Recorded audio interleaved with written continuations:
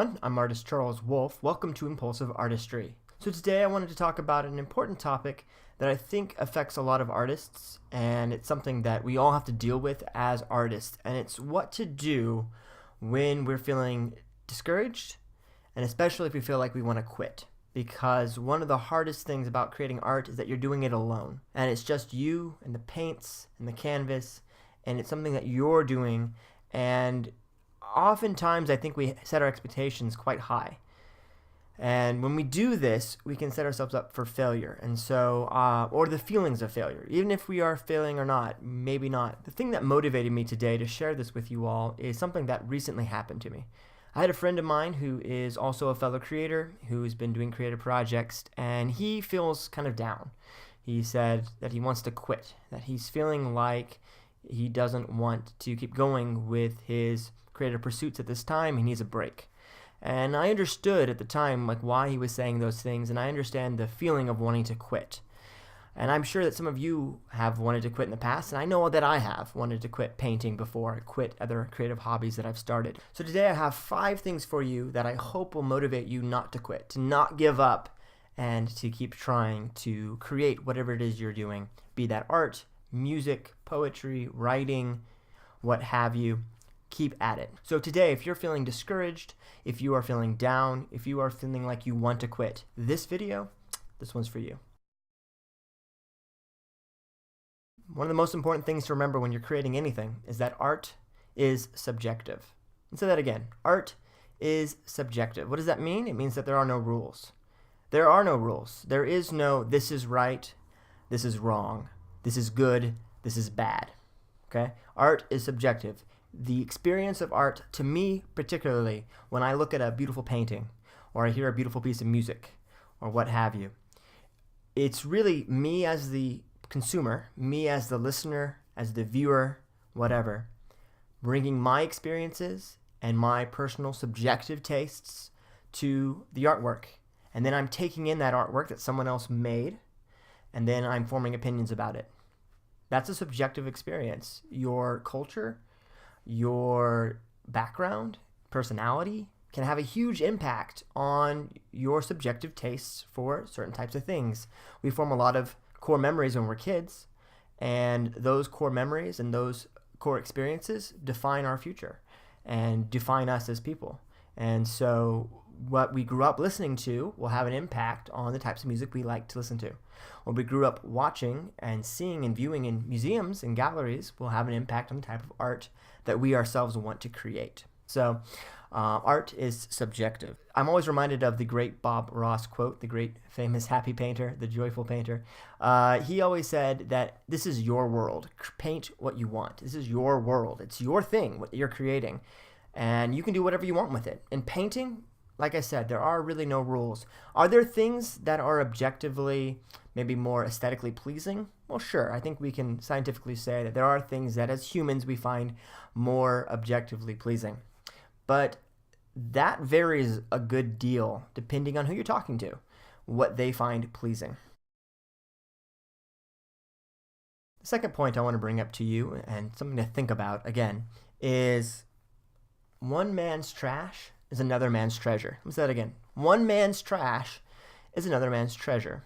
What does that mean? It means that something that you make may not be all that impressive to you, or may even fail to meet your own standards or what your idealized version of that is. It may be something that didn't quite meet the mark or didn't come out as well as you would have liked or what you saw in your head. But what you create may be amazing to someone else who you don't even know. And they have their own subjective reasonings for why they love it and why they think it's really awesome. It's really hard to judge your own work. It's really hard to do that. Not truly objectively. You can't do it. I've tried. It's really hard to be objective about your own work because we're biased people. We are people who have opinions, and we are people who want to maybe talk down, especially as artists, we want to talk down our own work, and we want to look down on it sometimes. And, sort of, oh, I'm not that good. And those sort of negative, anxiety-filled feelings. We got to fight those. Those are bad. Here on Impulsive Artistry, I have a painting. It's my most popular painting that I've ever created. The most popular painting I've ever created is a piece called Abstract Flowers. It has 11,000 views currently. I have another video which is about color mixing that has more views, but my most popular piece that I've created that people watch is this little abstract painting. It's a very small little painting that's called Abstract Flowers. I'll put a link to it in the description below. This piece, when I created it, was the result of something that didn't actually work. I had an idea in my head, and I started to paint it. And I got about halfway through and I realized this is not working. This doesn't look right. And so I took the painting in a new direction. And when I did that, it started to look better and it started to get better and better. When I got done with the painting, I actually didn't like it at all. I thought this is not any good. I don't like it. But I'm a YouTuber. And what does that mean? It means that I need to upload a new video every week if I can. At least 1, 2 preferably, sometimes 3 if I can manage that. Not usually with my current work schedule, but I try. That's how YouTube works. If you want to grow your channel, you need consistency. And so I put it up on YouTube anyways. And I said, you know what? It may not be my best thing ever, but here it is. Check it out. Look at it. And now it's my most popular video. To this day, the painting is all right. It's okay. It's not the greatest painting in the world. It's not the worst, but it's not that awesome, I don't think. I didn't really like it myself. But lots of people have liked it. Lots of people have commented. And I'm grateful for that because it reminds me to be humble. It reminds me that I may not know what people are going to like. I can't know what people are going to like. You can't know what other people think. You really can't. You can guess, but you really can't know, you know? So, yeah, that's point number 2. You may not know what other people are going to like, so don't be too hard on yourself. You may not know. Point number 3, nothing is perfect. This is a hard one because I think we all, at times, especially as artists, get into this perfectionist tendency, some of us. We can want things to be just right or just get it. But really, if you think about it, how do you define perfect? Let's say you're at this level and you say you want to get up to this level. Well, maybe when you get to that level, then you'd be like, oh no, I can get to this level. And then it goes up and up and up. And then where does that end? How do you get to perfection? How do you get to that masterpiece, right? How do you define that? Downward spiral, really. If you're trying to make something perfect, the more you pick at it, usually the worse it gets. I find in painting, the longer I sit picking at it and making little changes, the worse my painting is for it. If I had stopped 20 minutes earlier, I probably would have a better painting. That's true in a lot of things. If you sit there and you pick at it, usually it doesn't get better. Occasionally, I'll look at a painting after a couple of days, letting it sit, and I'll make some changes that make it better. But I need to let it sit. If I just sit there in the moment trying to work it out, it doesn't usually work as well. So nothing is perfect. You can't really achieve perfection. I don't think you can think of any example in life that something you made is perfect. I know I haven't. I've never created something that I thought was spectacularly nothing I would change about it. And so finding that contentment in life, finding that ability to be like, this is not perfect, but it's pretty good, or it's good enough. That's important. And don't get discouraged. Don't feel bad, because you know what? No artist thinks their work is perfect.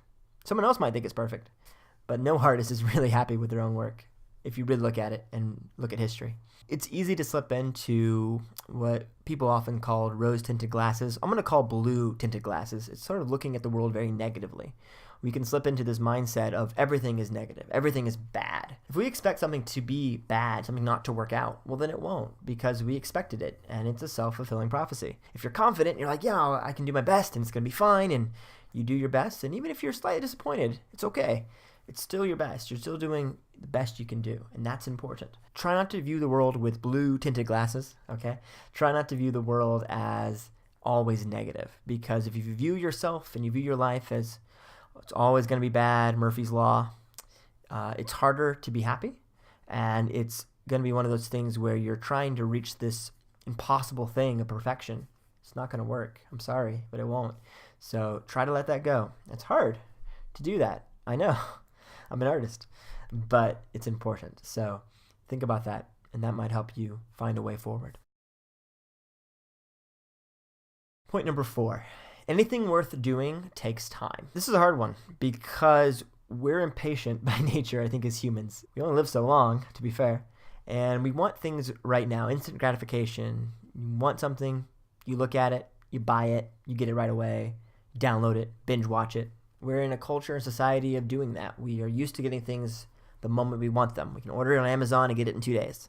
That's not necessarily bad. I'm not trying to be critiquing that. I'm just saying that things like art, things like painting, they take time. If you're creating something and maybe you're feeling discouraged about it, you're not as good as you want to be. You're not to the level that you think you need to be, what have you. That's okay. It takes time. To be good at anything, any skill, it takes time. Let me give you an example. When you were a kid and you were studying math, right? And you worked for years on math. Now I say math, everyone goes, ooh, cringe, math, you're an artist. Why are you talking about math? Stop that. All right, I'm sorry. You're right. But think about how many years you studied all those grade school years in math and worked on that skill to get to high school or get to college and be able to do, say, algebra or calculus or whatever. Wherever level you're at it, doesn't really matter. But it takes a long time, right? It took you a while. If you've learned a musical instrument, any of you studied that before, done violin, piano, guitar, what have you, it takes a long time to learn an instrument. I know I play over 20 instruments myself. They take a while to learn. I play 4 of them well, and the rest of them were very much a beginner, to be fair. But it takes a long time to learn an instrument. It takes a long time to get good at something like that. It's a complex skill set. Same thing with painting. It takes a while to really know your way around a canvas and your brushes and how to color mix, and those are all skills you have to build up over time. So if you're feeling discouraged about your art, well, how long have you been doing it? And if it's not been a long time, that's okay, because that means you have many months and years ahead of you that are going to be awesome, because you're going to be exploring new things throughout this time, and you're always going to be finding new ways to do things. And so don't feel bad if you're not to the level you want to be. That's okay. Everyone has to start somewhere. Just keep it in mind that if it's worth doing and worth doing well, it's worth taking a while to get there. It doesn't happen overnight. You can't learn to do something in 1 hour or 2 hours. You can get improved in 1 or 2 hours, but you can't master something in that amount of time. It takes a very long time to learn and to really feel like you've mastered something. The goal of painting, I think, should not be mastery right away. The goal is to start with enjoying yourself and enjoying the process of learning. If you can take joy and fulfillment of just the act of creating something, how cool is that? We get to make something today, and you can look at it and look at that day as a fulfilling day. Because look, I made something. Is it the best thing in the world? Probably not. Maybe not. I don't know. But is it something that I made? Yes. That's valuable. That's worthwhile. That experience of being like, hey, I made this. This is so cool. That's really awesome. Don't get discouraged, or don't feel so bad if you're not quite to where you're at. It's okay. It takes practice. It takes time. And with that practice and time, I guarantee you, you can do it. You can get to where you want to be. I believe in you. I really do. I know you can get better at it. Anyone can learn any skill. It just takes some time to do that. And so I hope that you realize that it will take time, but in the end, it's really rewarding and it's well worth the effort. So I want to finish today with a quote for you to remember and take home with you. And this is a very famous quote. I think a lot of people have mentioned this quote before. I'm not the first to say this, but it's a quote that I love, and it's something that I use when I'm feeling down or discouraged about my art or my music or whatever I'm working on that's creative, my writing, what have you. And this is a quote that I think is really relevant in any age, but particularly in our current society of always needing to self-promote and put yourself out there and all of that. So this is something to remember. This quote is by the great painter Andy Warhol, and here it is. Don't think about making art, just get it done. Let everyone else decide about if it's good or if it's bad, if they love it or if they hate it. And while they're deciding, make even more art. I think that that's really important, these words, to keep creating, to keep making, to keep finding your passion and your joy from whatever it is you're doing that's creative, and to keep putting it out there. Don't be too harsh on yourself. Don't criticize it too much. Just create it. And then if it doesn't turn out the way you want, it's okay. Set it aside, make another, and make another. That is my philosophy with my own painting and with this channel, and I hope that you all can take that to heart. It's something that is really important. If you can remember that it's not your job to decide if it's good or bad, And other people's opinions are other people's opinions, and they don't really matter. What matters is that you're enjoying the process and that you're doing something for yourself and that you are having a good time with it. And if you can remember that and keep that in mind, that it's okay if it's not the right way or if it's not the wrong way. There is no right or wrong here. It's subjective. And if you're feeling down, feeling discouraged today, I want to say this to you. I believe in you. I'm proud of you for making art. I hope that you continue to do so. I really want you to succeed, and I want you to find your passion, find your joy in life. And it may be painting, it may be writing, making music, whatever it is. Go out, find it, do it. And while they're all deciding if it's good or bad, you just keep on doing it, because you can do it. I know you can. My name is Charles Wolf, and this is Impulsive Artistry. Thank you.